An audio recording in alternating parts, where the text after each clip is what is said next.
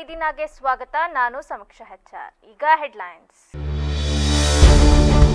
ಧರ್ಮಸ್ಥಳ ಸತ್ಯ ಯಾತ್ರೆಗೆ ಚಾಲನೆ, ನಿಖಿಲ್ ಕುಮಾರಸ್ವಾಮಿ ನಾಯಕತ್ವ, ಎನ್ಐಎ ತನಿಖೆಗೆ ಜೆಡಿಎಸ್ ಆಗ್ರಹ. ಧರ್ಮಾಂಧರು ಮಾತ್ರ ಬಾನು ಮುಸ್ತಾಕ್ ಆಯ್ಕೆಯನ್ನ ವಿರೋಧಿಸುತ್ತಾರೆ. ದಸರಾ ಎಲ್ಲ ಜಾತಿ ಧರ್ಮಕ್ಕೆ ಸೇರಿದ ಹಬ್ಬ, ವಿರೋಧ ಪಕ್ಷದ ವಿರುದ್ಧ ಸಿಎಂ ಸಿದ್ದರಾಮಯ್ಯ ವಾಗ್ದಾಳಿ. ರಾಷ್ಟ್ರೀಯ ಹೆದ್ದಾರಿ ಪ್ರಾಧಿಕಾರದಿಂದ ಬಿಗ್ ಶಾಕ್, ನೆಲಮಂಗಲ ಹಾಸನ ಟೋಲ್ನಲ್ಲಿ ವಾಹನ ಸವಾರರಿಗೆ ಬರೆ, ಸೆಪ್ಟೆಂಬರ್ 1ರಿಂದ ದರ ಏರಿಕೆ.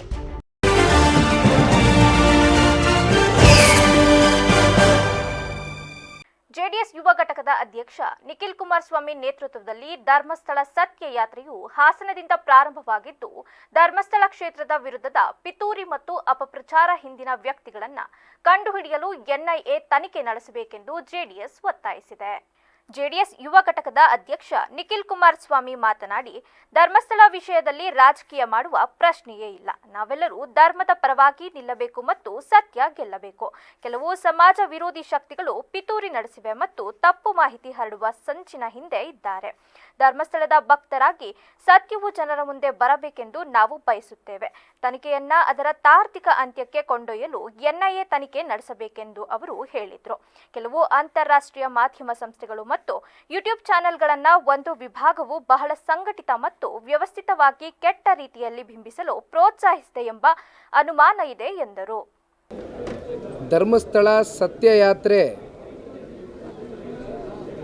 ಧರ್ಮಸ್ಥಳದ ಮಂಜುನಾಥ ಸ್ವಾಮಿ ಹಾಗೂ ಅಣ್ಣಪ್ಪ ಸ್ವಾಮಿಯ ದರ್ಶನವನ್ನು ಪಡೆಯುವ ಮೂಲಕ ಕಳೆದ ಹಲವಾರು ದಿನಗಳಿಂದ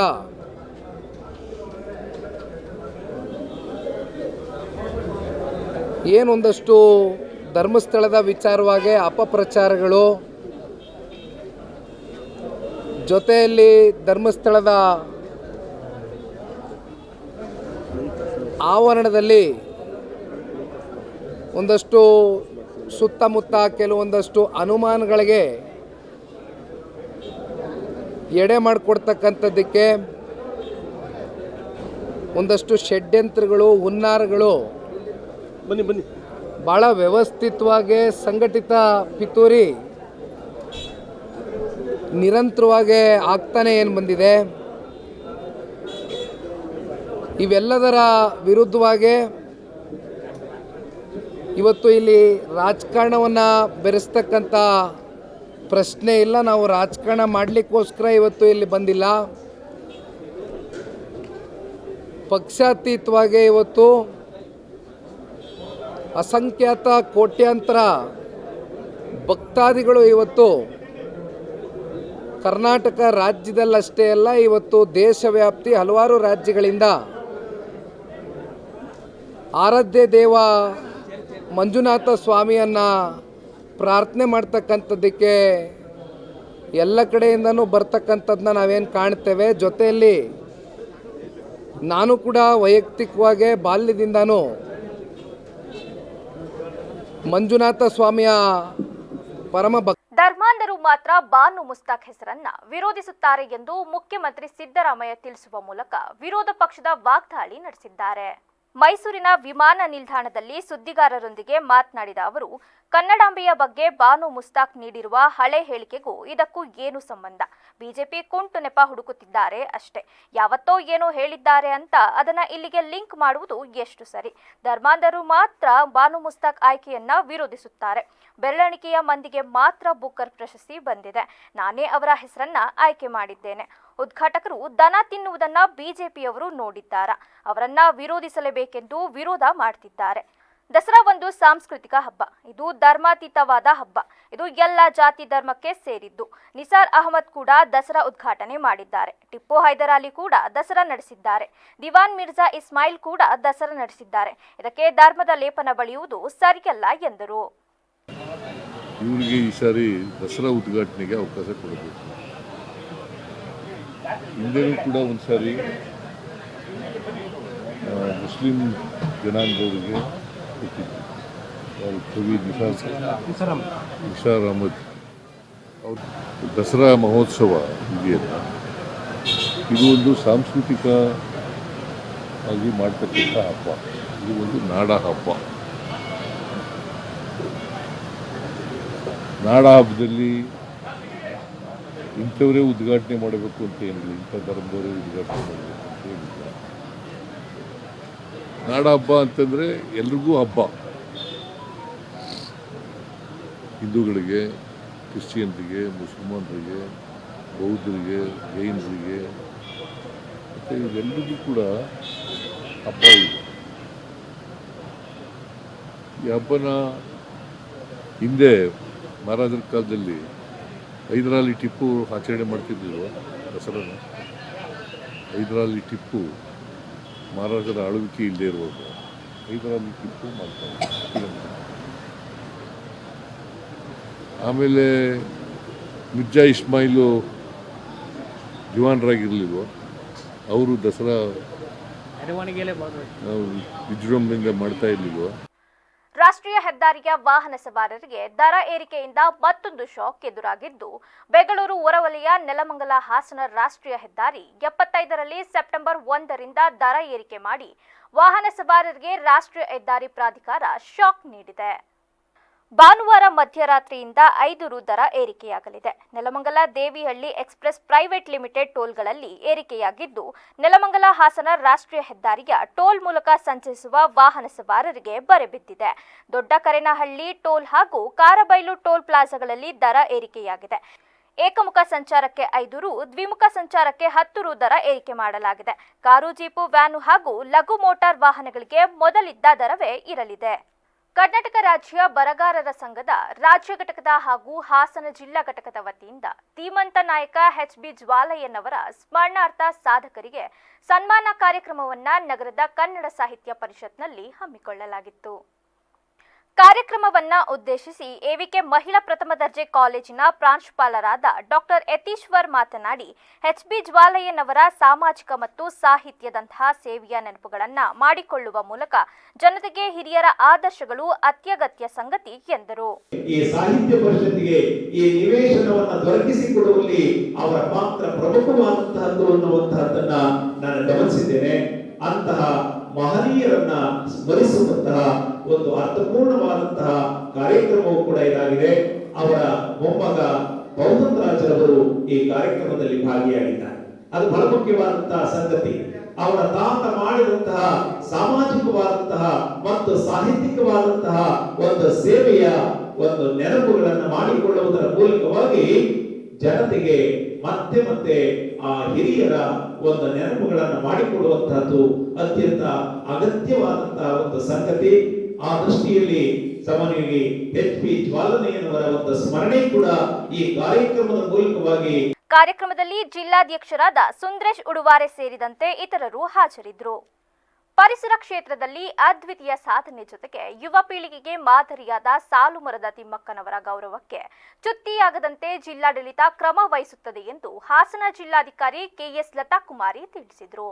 ಬೇಲೂರು ಪಟ್ಟಣದ ನೆಹರು ನಗರದಲ್ಲಿನ ತಾಲೂಕು ಕಚೇರಿ ಹಿಂಭಾಗದಲ್ಲಿ ನಡೆದ ವನ ಮಹೋತ್ಸವ ಕಾರ್ಯಕ್ರಮದಲ್ಲಿ ಭಾಗವಹಿಸಿದ ಬಳಿಕ ಸುದ್ದಿಗಾರರೊಂದಿಗೆ ಮಾತನಾಡಿದ ಅವರು, ಸಾಲುಮರದ ತಿಮ್ಮಕ್ಕನವರು ನೆಟ್ಟ ಗಿಡಗಳನ್ನು ಕಿತ್ತು ಹಾಕಿದೆ ಎಂಬ ಬಗ್ಗೆ ಪರವಿರೋಧ ಚರ್ಚೆ ಸಾರ್ವಜನಿಕರ ವಲಯದಲ್ಲಿ ನಡೆಯುತ್ತಿರುವುದು ಸತ್ಯ. ಆದರೆ ಜಿಲ್ಲಾಡಳಿತ, ತಾಲೂಕು ಆಡಳಿತ ಎಂದಿಗೂ ಸಾಲುಮರದ ತಿಮ್ಮಕ್ಕನವರ ಗೌರವಕ್ಕೆ ಧಕ್ಕೆ ಉಂಟಾಗದಂತೆ ಕ್ರಮ ವಹಿಸುವುದು ನಮ್ಮ ಜವಾಬ್ದಾರಿಯಾಗಿದೆ. ಈಗಾಗಲೇ ನಾವುಗಳು ಸಾಲುಮರದ ತಿಮ್ಮಕ್ಕನವರು ಬೇಲೂರು ಹೊರವಲಯದಲ್ಲಿ ವಾಸ್ತವ್ಯ ಇರುವ ಮನೆಗೆ ತೆರಳಿ ತಿಮ್ಮಕ್ಕನವರಲ್ಲಿ ಮಾತನಾಡಲಾಗಿದ್ದು, ಹಾಗೆಯೇ ದತ್ತುಪುತ್ರರು ಕೂಡ ಚರ್ಚೆ ನಡೆಸಿದ್ದಾರೆ. ಅವರನ್ನೇ ಗಿಡ ಹಾಕಲು ಆಹ್ವಾನಿಸಲಾಗಿದೆ. ಆದರೆ ವಯಸ್ಸಿನ ಕಾರಣದಿಂದ ಅವರು ನಮಗೆ ಪೂರ್ಣ ಆಶೀರ್ವಾದ ಮಾಡಿದ್ದಾರೆ. ಸದ್ಯ ಸ್ವಚ್ಛತೆಗೊಳಿಸಿದ ಮೈದಾನದ ಸುತ್ತ ಗಿಡಗಳನ್ನು ಹಾಕಲಾಗುತ್ತದೆ. ಮುಂದಿನ ದಿನದಲ್ಲಿ ಕಚೇರಿ ನಿರ್ಮಾಣ ಸಾರ್ವಜನಿಕರ ಸೇವೆಗೆ ಬಳಕೆ ಮಾಡಲು ಮುಂದಾಗಲಾಗುತ್ತದೆ ಎಂದರು. ಅವರಿಗೆಲ್ಲ ಅಭಿನಂದನೆಗಳು ಮೊದಲನೇದಾಗಿ. ಹಾಗೆ ಹೇಳಬೇಕು ಅಂದರೆ ಇವತ್ತೆಲ್ಲ ನಮ್ಮ ಜೊತೆಯಲ್ಲಿ ಮಕ್ಕಳು ಸಹ ಎಲ್ಲರೂ ಸೇರಿ ನಾವು ಈ ಕಾರ್ಯಕ್ರಮವನ್ನು ಮಾಡ್ತಾ ಇದ್ದೇವೆ. ಹಾಗೆ ಹೇಳಬೇಕು ಅಂದರೆ ನಾನು ಮೊದಲನೇ ಬಾರಿ ಬೇಲೂರು ತಾಲೂಕು ಕಚೇರಿಗೆ ವಿಸಿಟ್ ಮಾಡಿದಾಗ ಈ ಪ್ರದೇಶದಲ್ಲಿ ತುಂಬ ಪಾರ್ಥೇನಿಯಂ ತುಂಬ ತುಂಬಿಟ್ಟಿತ್ತು. ಸೊ ನಾನು ಹೊಸದಾಗಿ ಬಂದ ತಹಸೀಲ್ದಾರ್ ಅವರಿಗೆ ಹೇಳಿದ್ದೆ, ಇದನ್ನು ಸ್ವಚ್ಛಗೊಳಿಸಿ ಮತ್ತು ಈ ಜಾಗವನ್ನು ನಮ್ಮ ಸಾರ್ವಜನಿಕರಿಗೆ ಮತ್ತು ನಮ್ಮ ಮಕ್ಕಳಿಗೆ ನಮ್ಮ ತಾಲೂಕಿನ ನಾಗರಿಕರಿಗೆ ಬಳಕೆ ಆಗಬೇಕು, ಆ ರೀತಿಯಾಗಿ ಒಂದು ವ್ಯವಸ್ಥೆಯನ್ನು ಮಾಡಿ ಅಂತಲೂ ಹೇಳಿದ್ದು. ಆ ನಿಟ್ಟಿನಲ್ಲಿ ಅವರು ಒಂದು ಕ್ರಮವನ್ನು ತೆಗೆದುಕೊಂಡಿದ್ದಾರೆ. ಮೇಡಮ್, ಈಗ ಈ ಸಂದರ್ಭದಲ್ಲಿ ಬೇಲೂರು ತಹಶೀಲ್ದಾರ್ ಶ್ರೀಧರ್ ಕಂಕಣವಾಡಿ, ಆರಕ್ಷಕ ನಿರೀಕ್ಷಕ ರೇವಣ್ಣ, ಕೆಡಿಪಿ ಸದಸ್ಯ ಚೇತನ್, ದಿವ್ಯ ಶಿಕ್ಷಣ ಸಂಸ್ಥೆ ಸಂಸ್ಥಾಪಕ ಅಧ್ಯಕ್ಷ ಗೌಡೇಗೌಡ, ಮುಖಂಡರಾದ ಚಿಕ್ಕಬ್ಯಾಡಿಗೆರೆ ಮಂಜುನಾಥ್ ಸೇರಿದಂತೆ ಇತರರು ಇದ್ದರು. ಆಲೂರು ತಾಲೂಕಿನ ಕೆ ಹೊಸಕೋಟೆ ಹೋಬಳಿ ಅಬ್ಬನ ಗ್ರಾಮ ಪಂಚಾಯಿತಿಯ ಆಚಗೌಡನಹಳ್ಳಿ ಗ್ರಾಮದಲ್ಲಿ ಕಾಡಾನೆ ಮತ್ತೆ ಭೀಮ ಪ್ರತ್ಯಕ್ಷನಾಗಿದ್ದು ಗ್ರಾಮಸ್ಥರಲ್ಲಿ ಆತಂಕ ಉಂಟು ಮಾಡಿದೆ. ಆಲೂರು ಸಕಲೇಶ್ಪುರ ಭಾಗದಲ್ಲಿ ಭೀಮಾ ಎಂಬ ಹೆಸರು ಮಾಡಿರುವ ದೈತ್ಯ ಸಲಹಗ ಮಲೆನಾಡು ಭಾಗದ ಎಲ್ಲರಿಗೂ ಚಿರಪರಿಚಿತನಾಗಿದ್ದು, ಈಗ ಕೆಪಿ ಕಾಲರ್ ಎಂಬ ಆನೆಯ ಜೊತೆ ಸ್ನೇಹ ಬೆಳೆಸಿ ಜನರಲ್ಲಿ ಆಶ್ಚರ್ಯ ಮೂಡಿಸಿದೆ. ಎಷ್ಟು ದಿನ ಒಪ್ಪಂಟಿಯಾಗಿ ಬೀಟ್ ಹಾಕುತ್ತಿದ್ದ ಭೀಮಾ ಈಗ ಕೆಪಿ ಕಾಲರ್ ಜೊತೆಗೂಡಿ ಬೀಟ್ ಹಾಕುತ್ತಿರುವ ದೃಶ್ಯಗಳು ಇತ್ತೀಚೆಗೆ ಸಾಮಾಜಿಕ ಜಾಲತಾಣಗಳಲ್ಲಿ ವೈರಲ್ ಆಗುತ್ತಿದೆ. ಆಚಗೌಡನಹಳ್ಳಿ ಗ್ರಾಮದಲ್ಲಿ 2 ದಿನಗಳಿಂದ ಈ 2 ಆನೆಗಳು ಕಾಣಿಸಿಕೊಳ್ಳುತ್ತಿದ್ದು, ಸ್ಥಳೀಯರು ಅರಣ್ಯಾಧಿಕಾರಿಗಳಿಗೆ ಮಾಹಿತಿ ನೀಡಿದ್ದು, ಆರ್ಎಫ್ಒ ಸುನಿಲ್ ರಾಥೋಡ್ ಅವರ ಮಾರ್ಗದರ್ಶನದಲ್ಲಿ ಅರಣ್ಯ ಇಲಾಖೆಯ ಸಿಬ್ಬಂದಿಗಳು ಯಾವುದೇ ಅಹಿತಕರ ಘಟನೆ ನಡೆಯದಂತೆ ಸ್ಥಳಕ್ಕೆ ಭೇಟಿ ನೀಡಿ ಸುತ್ತಮುತ್ತಲ ಸಾರ್ವಜನಿಕರಿಗೆ ಆನೆಗಳು ಇರುವ ಬಗ್ಗೆ ಪ್ರಚಾರ ಮಾಡುತ್ತಿದ್ದು, ಕೂಲಿ ಕಾರ್ಮಿಕರು, ತೋಟದ ಕೆಲಸಕ್ಕೆ ಹೋಗುವ ಕೆಲಸಗಾರರು, ಶಾಲಾ ಕಾಲೇಜು ಮಕ್ಕಳು, ಸಾರ್ವಜನಿಕರು ಮನೆಯಿಂದ ಹೊರಗೆ ಓಡಾಡುವಾಗ ಎಚ್ಚರಿಕೆಯಿಂದ ಓಡಾಡಲು ಮನವಿ ಮಾಡಿದ್ದಾರೆ. ಇನ್ನು ಭೀಮಾ ಮತ್ತು ಕೆಪಿ ಕಾಲರ್ ಜೊತೆಯಾಗಿ ಗ್ರಾಮಗಳಲ್ಲಿ ಬೀಟ್ ಹಾಕುತ್ತಿದ್ದು, ಶನಿವಾರ ಸಂಜೆ 6:30ರ ಸಮಯದಲ್ಲಿ ತುಂತುರು ಮಳೆಯಲ್ಲಿ ಸ್ನೇಹದ ಮಮತೆಯಲ್ಲಿ ಗುದ್ದಾಟ ಆಡುತ್ತಿರುವ ಸುಂದರ ದೃಶ್ಯವನ್ನ ನೋಡಿ ಸ್ಥಳೀಯ ಗ್ರಾಮಸ್ಥರು ಆತಂಕದ ನಡುವೆ ಯಾವ ಒಂದು ಅಭಯಾರಣ್ಯದಲ್ಲೂ ಸಿಗದಂತಹ ಅಪರೂಪದ ದೃಶ್ಯವನ್ನ ತಮ್ಮ ನೆಲದಲ್ಲೇ ಕಂಡು ಸಂತಸಪಟ್ಟಿದ್ದಾರೆ. ಹಾಸನ ಜಿಲ್ಲೆಯ ಆಧ್ಯಾತ್ಮಿಕ ಮತ್ತು ಸಾಂಸ್ಕೃತಿಕ ಪರಂಪರೆಯ ಪಾವನ ಕೇಂದ್ರವಾದ ಬೇಲೂರಿನಲ್ಲಿ ಈ ಬಾರಿಯ ಗಣೇಶೋತ್ಸವ ಇತಿಹಾಸ ನಿರ್ಮಿಸಿತು. ನಗರದ ಕುವೆಂಪು ನಗರದ ಬಡಾವಣೆಯ ಕೊಟ್ಟರಹಳ್ಳಿಯಲ್ಲಿ ಸ್ಥಾಪಿಸಲ್ಪಟ್ಟಿದ್ದ 15 ಅಡಿ ಎತ್ತರದ ಮಹಾಬಲ ಗಣಪತಿ ಮೂರ್ತಿಯ ವಿಸರ್ಜನೆ ಭಕ್ತಿ ಸಂಭ್ರಮ ಹಾಗೂ ಶಿಸ್ತುಗಳ ಸಮನ್ವಯತೆಗೆ ಸಾಕ್ಷಿಯಾಯಿತು.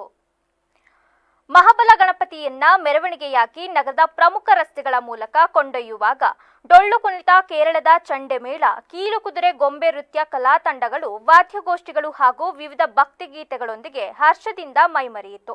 ಗಣಪತಿ ಬಪ್ಪ ಮೋರ್ಯ ಎಂಬ ಘೋಷಣೆಗಳೊಂದಿಗೆ ಸಾವಿರಾರು ಜನ ಭಕ್ತರು ಮೆರವಣಿಗೆಯಲ್ಲಿ ಪಾಲ್ಗೊಂಡು ಇದು ಸಾಂಸ್ಕೃತಿಕ ಸಂಭ್ರಮದ ಸಾಗರದಂತೆಯೇ ಕಂಡಿತು.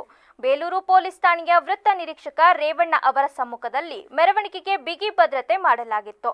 ಈ ಬೃಹತ್ ಮೂರ್ತಿಯನ್ನ ಸುರಕ್ಷಿತವಾಗಿ ಸಾಗಿಸಲು ಪೊಲೀಸ್ ಇಲಾಖೆಯ ಕಟ್ಟುನಿಟ್ಟಿನ ಬಂದೋಬಸ್ತ್ನಲ್ಲಿ ವಿಶೇಷವಾಗಿ ಸಿದ್ಧಪಡಿಸಿದ್ದ ಬೃಹತ್ ಕ್ರೈನ್ ಬಳಸಿ ಮಹಾಬಲ ಗಣಪತಿಯನ್ನ ಅದ್ದೂರಿ ಮೆರವಣಿಗೆ ನಡೆಸಿ ನಂತರ ನಗರದ ವಿಷ್ಣು ಸಮುದ್ರ ಕೆರೆಗೆ ಸಾಗಿಸಿ ಅಲ್ಲಿ ಸಾಂಪ್ರದಾಯಿಕ ಪೂಜೆ ವಿಧಿಗಳ ನಂತರ ಮೂರ್ತಿಯನ್ನ ಭಕ್ತಿ ಭಾವದಿಂದ ವಿಸರ್ಜಿಸಲಾಯಿತು. ಭಟ್ಕಳದ ಪುರಸಭಾ ಕಟ್ಟಡದಲ್ಲಿದ್ದ ಹಳೆ ಮೀನು ಮಾರುಕಟ್ಟೆಯನ್ನ ಸ್ಥಳಾಂತರಿಸಲಾಗುವುದಿಲ್ಲ ಎಂದು ಜಿಲ್ಲಾ ಉಸ್ತುವಾರಿ ಸಚಿವ ಮಂಕಾಳು ವೈದ್ಯ ಸ್ಪಷ್ಟಪಡಿಸಿದ್ದಾರೆ.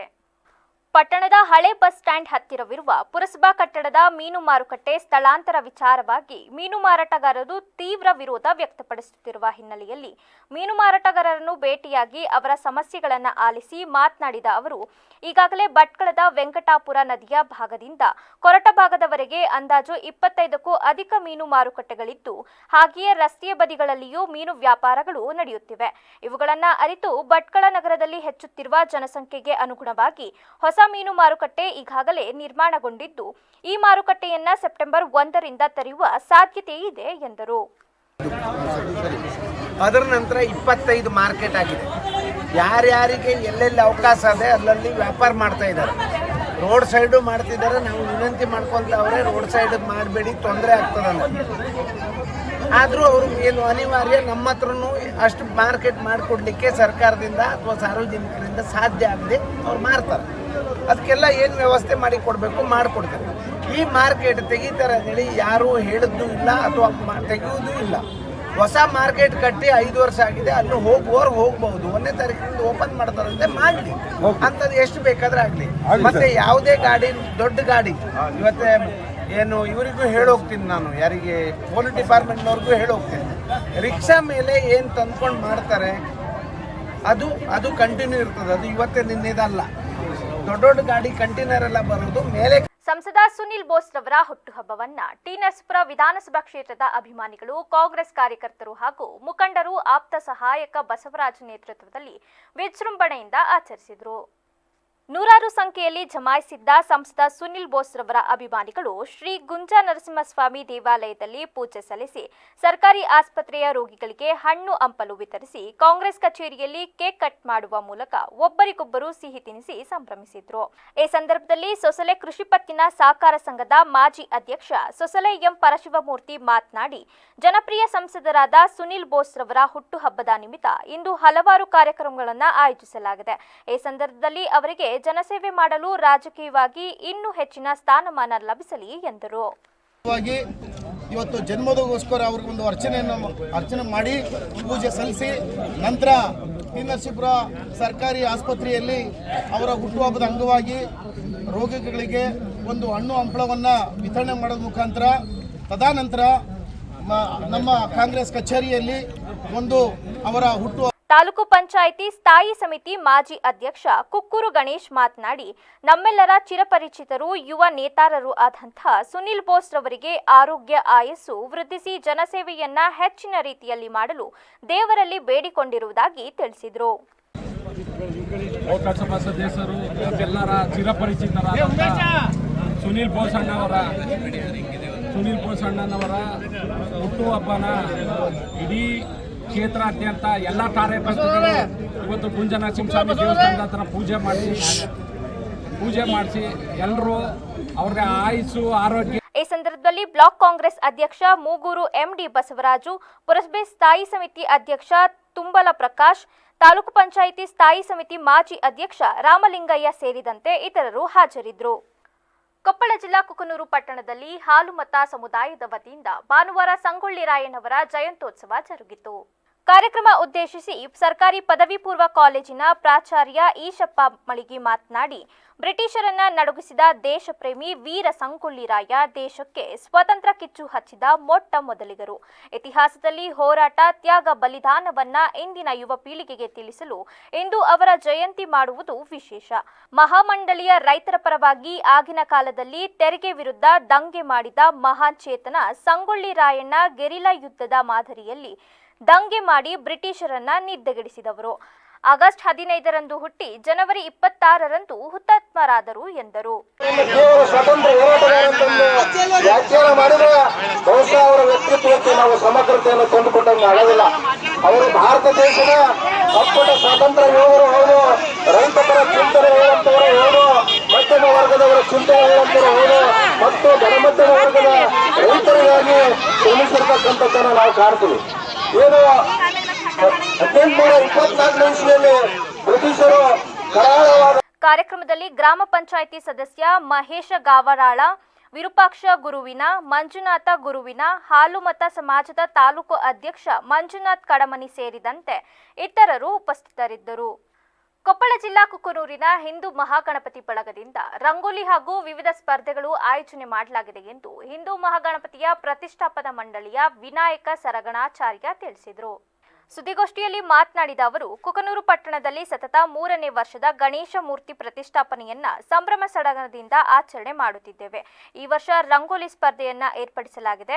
ಅದರಂತೆ ಪಟ್ಟಣದ ಆಸಕ್ತ ಮಹಿಳೆಯರಿಗೆ, ಪುರುಷರಿಗೆ ಹಾಗೂ ಮಕ್ಕಳಿಗೆ ಸ್ಪರ್ಧಾತ್ಮಕ ಮನೋಭಾವ ಬೆಳೆಸಲು ಈ ಒಂದು ವಿಶೇಷ ಕಾರ್ಯಕ್ರಮವನ್ನ ಹಮ್ಮಿಕೊಳ್ಳಲಾಗಿದೆ. ಇದರ ಜೊತೆಗೆ ಮಕ್ಕಳಲ್ಲಿ ಮಾನಸಿಕ ಆತ್ಮಸ್ಥೈರ್ಯ ಹೆಚ್ಚಿಸಲು ಮಕ್ಕಳ ವೇಷಭೂಷಣ ಸ್ಪರ್ಧೆ ಕೂಡ ಏರ್ಪಡಿಸಲಾಗಿದ್ದು, ಸೆಪ್ಟೆಂಬರ್ 2ರಂದು ಪಂಡಿತ್ ಪುಟ್ಟರಾಜ ಕವಿ ಗವಾಯಿಗಳವರ ಪುಣ್ಯಸ್ಮರಣೆ ನಿಮಿತ್ತ ಮಹಾಪ್ರಸಾದ ವ್ಯವಸ್ಥೆ, ನಂತರ ಅಹೋರಾತ್ರಿಯಲ್ಲಿ ಭಜನಾ ಮಂಡಳಿಗಳಿಂದ ಭಜನಾ ಕಾರ್ಯಕ್ರಮ ನಡೆಯಲಿದೆ ಎಂದು ತಿಳಿಸಿದರು. ರಂಗೋಲಿ ಸ್ಪರ್ಧೆ ಏರ್ಪಡಿಸಲಾಗಿದೆ. ಇಂದು ವಿವಿಧ ಏರಿಯಾಗಳಿಂದ ಸ್ಪರ್ಧಾಳಿಗಳು ಬಂದು ಲೈವ್ ರಂಗೋಲಿ ಸ್ಪರ್ಧೆಯನ್ನು ಬಿಡಿಸ್ತಾ ಇದ್ದಾರೆ. ಲೋಕಲ್ನಲ್ಲಿ ನಾವು ಜಡ್ಜಸ್ನ ನೇಮಕ ಮಾಡಿದ್ದೇವೆ ಮತ್ತು ಇಂದು ಸಾಯಂಕಾಲ ಅದರ ಫಲಿತಾಂಶವನ್ನು ತಿಳಿಸ್ತೇವೆ. ಸಾಯಂಕಾಲ ಫ್ಯಾನ್ಸಿ ಡ್ರೆಸ್ ಮತ್ತು ಡ್ಯಾನ್ಸ್ ಕಾರ್ಯಕ್ರಮಗಳನ್ನು ಶಾಲಾ ಮಕ್ಕಳಿಗೆ ಏರ್ಪಡಿಸಲಾಗಿದೆ. ಕುಕನೂರು ಸಮಸ್ತ ಬಾಂಧವರು ಬಂದು ಪಾಲ್ಗೊಳ್ಳಬೇಕಾಗಿ ವಿನಂತಿ. ಅದೇ ನಂತರವಾಗಿ 2ನೇ ತಾರೀಕಿನಂದು ಪುಟ್ಟರಾಜ ಗವಾಯಿಗಳ ಪುಣ್ಯಸ್ಮರಣ ನಿಮಿತ್ತ ಮಹಾದಾಸವನ್ನು ಏರ್ಪಡಿಸಲಾಗಿದೆ. ಅವತ್ತಿನಂದು ರಾತ್ರಿಯ ದಿವಸ 3 ಭಜನಾ ತಂಡಗಳಿಂದ ಭಜನಾ ಕಾರ್ಯಕ್ರಮ ರಾತ್ರಿ 10 ಗಂಟೆಯಿಂದ ಮರುದಿನ 6 ಗಂಟೆವರೆಗೂ ನಡೆಯಲಿದೆ. ಎಲ್ಲ ಭಕ್ತಾದಿ ಈ ಸಂದರ್ಭದಲ್ಲಿ ಆಯೋಜಕರಾದ ಮಂಜುನಾಥ್ ಕೊರಲೆಕೊಪ್ಪ, ವೀರೇಶ್ ಮಾಳಗೌಡ್ರು, ಮಂಜುನಾಥ್ ಸರಣಗಾಚಾರ್ಯ ಸೇರಿದಂತೆ ಇತರರು ಹಾಜರಿದ್ದರು. ಈಗ ಮತ್ತೊಮ್ಮೆ ಹೆಡ್ಲೈನ್ಸ್. ಧರ್ಮಸ್ಥಳ ಸತ್ಯ ಯಾತ್ರೆಗೆ ಚಾಲನೆ, ನಿಖಿಲ್ ಕುಮಾರಸ್ವಾಮಿ ನಾಯಕತ್ವ, ಎನ್ಐಎ ತನಿಖೆಗೆ ಜೆಡಿಎಸ್ ಆಗ್ರಹ. ಧರ್ಮಾಂಧರು ಮಾತ್ರ ಬಾನು ಮುಸ್ತಾಕ್ ಆಯ್ಕೆಯನ್ನ ವಿರೋಧಿಸುತ್ತಾರೆ. ದಸರಾ ಎಲ್ಲ ಜಾತಿ ಧರ್ಮಕ್ಕೆ ಸೇರಿದ ಹಬ್ಬ, ವಿರೋಧ ಪಕ್ಷದ ವಿರುದ್ಧ ಸಿಎಂ ಸಿದ್ದರಾಮಯ್ಯ ವಾಗ್ದಾಳಿ. ರಾಷ್ಟ್ರೀಯ ಹೆದ್ದಾರಿ ಪ್ರಾಧಿಕಾರದಿಂದ ಬಿಗ್ ಶಾಕ್, ನೆಲಮಂಗಲ ಹಾಸನ ಟೋಲ್ನಲ್ಲಿ ವಾಹನ ಸವಾರರಿಗೆ ಬರೆ, ಸೆಪ್ಟೆಂಬರ್ 1ರಿಂದ ದರ ಏರಿಕೆ. ಕ್ಷಣ ಕ್ಷಣದ ಸುದ್ದಿಗಾಗಿ ನೋಡ್ತಾ ಇರಿ ವಿವಿಸಿ ಟಿವಿ, ಸತ್ಯದ ಕಡೆ ನಮ್ಮ ನಡೆ.